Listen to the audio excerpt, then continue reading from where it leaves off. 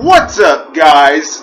This is Webby, and this is your NXT Cruiserweight Classic review for August 24th, 2016. First thing I'd like to tell you, if you have missed my Monday Night Raw review or my SmackDown review, I will leave an indentation somewhere during this video for you to click on and go back and see. But we have had quite the night for wrestling. The Cruiserweight Classic does it again. I have not said one bad thing about the Cruiserweight Classic, and I will continue not to say one bad thing. Each and every week, these guys go out there and knock our socks off with the type of action they perform for us. Every week. Can't ask for anything better. Daniel Bryan and Mauro Ranallo, they continue to put on the best commentating as well. Absolutely amazing. And I continue to like how they showcase what they feel about advancing each week. I like how they showcase that. Cruiserweight Classic does it again. I'm going to start with the Cruiserweight Classic. We had Rich Swann versus Lince Dorado. I hope I said that right. So, this match went back and forth. I tell you, back and forth. Absolutely amazing. I mean, it was near fall after near fall. They were doing their own dance moves, trying to show each other up. You know, it was a double scissors kick.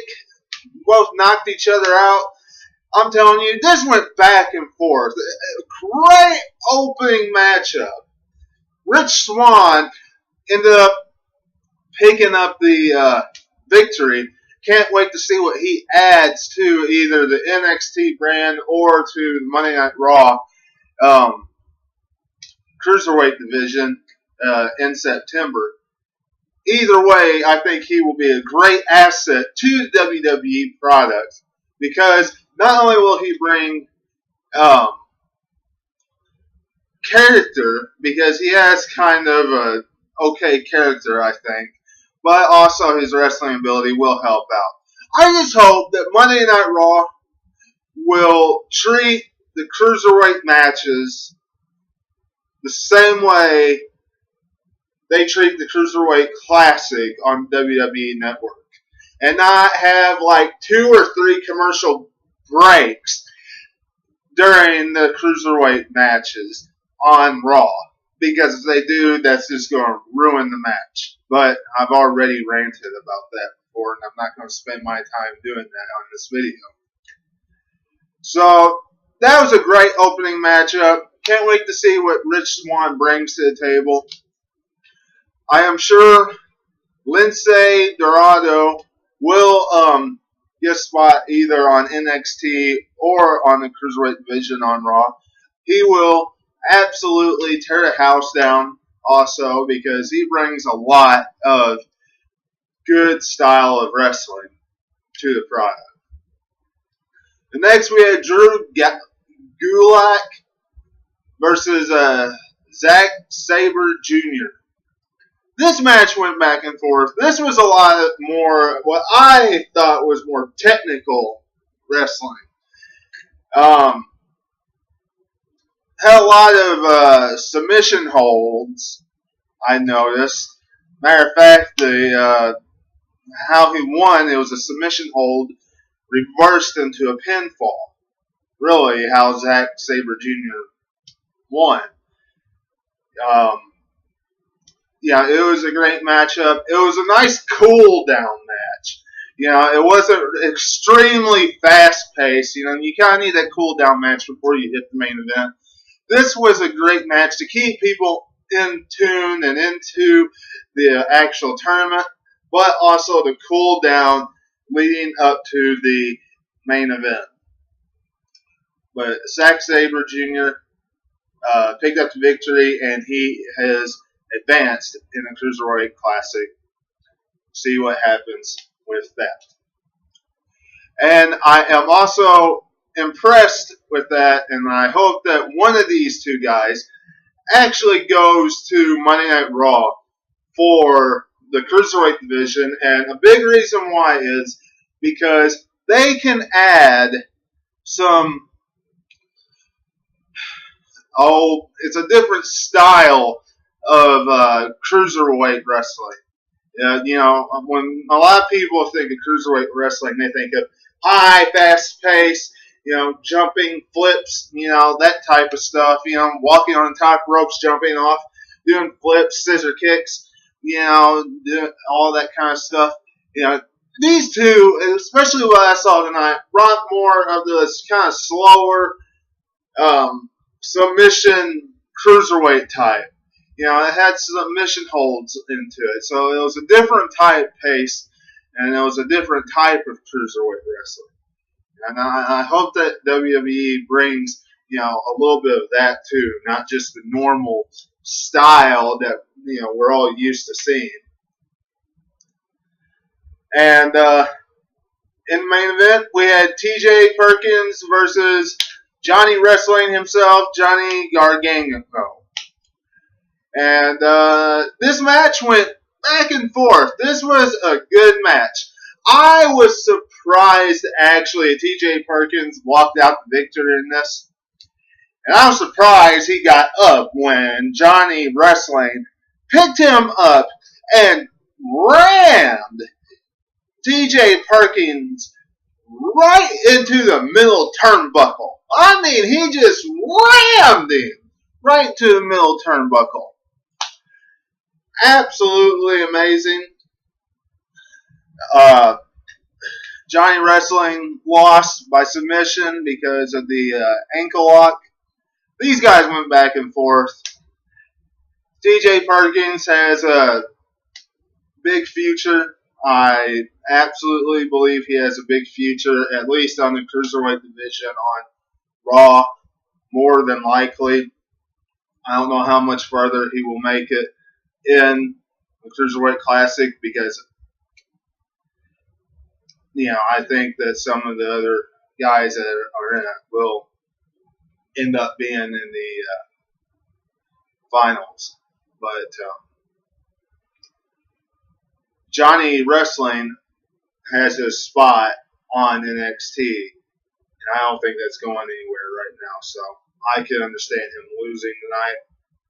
But they put on a great match, and it was a great way to end. These guys went back and forth. Couldn't ask for any better of a show. Cruiserweight Classic does it again tonight. As far as NXT,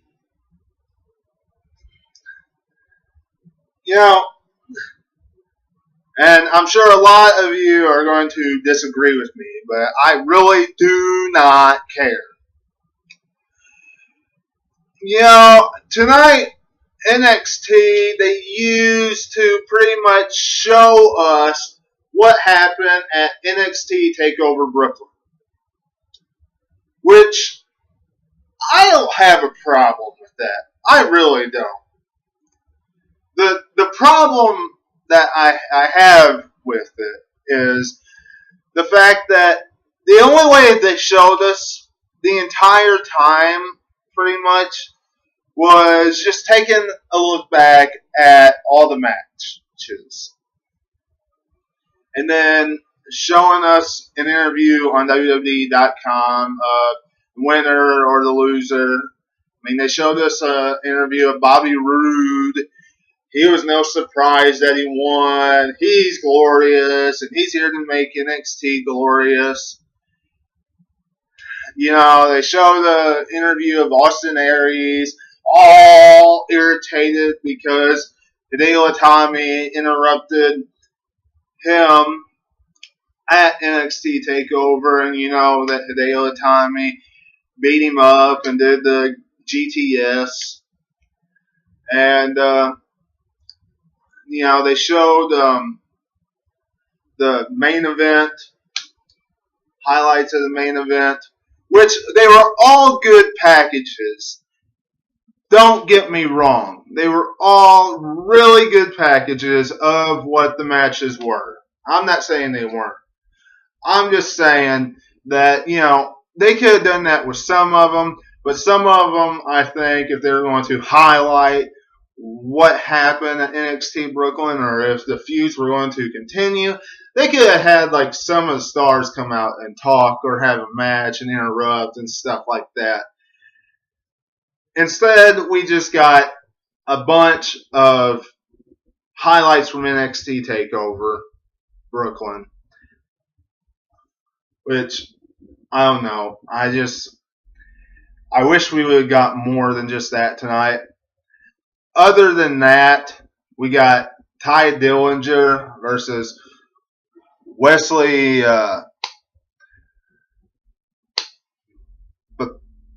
Boucher or something like that, whatever his name is. Ty Dillinger wins. No surprise here. He hasn't been on TV in a while. And they're back in Brooklyn.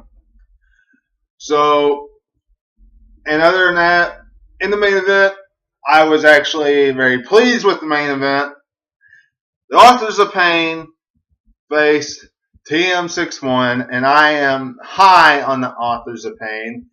I really wish that we would know what in the world these guys are doing on NXT. Paul Ellering, who is by far one of the greatest managers of all time, hasn't really told us jack about the Authors of Pain and what they're doing and who they are. They're a bunch of big dudes that's, destroying people. But as soon as I saw those Authors of Pain versus TM61, I kind of knew that, Authors of Pain was going to win this match. So, Authors of Pain, victorious. Like I said, NXT, not a whole lot to talk about here. It was a pretty good show. I just wish we would have gotten more instead of just getting clips of NXT Brooklyn.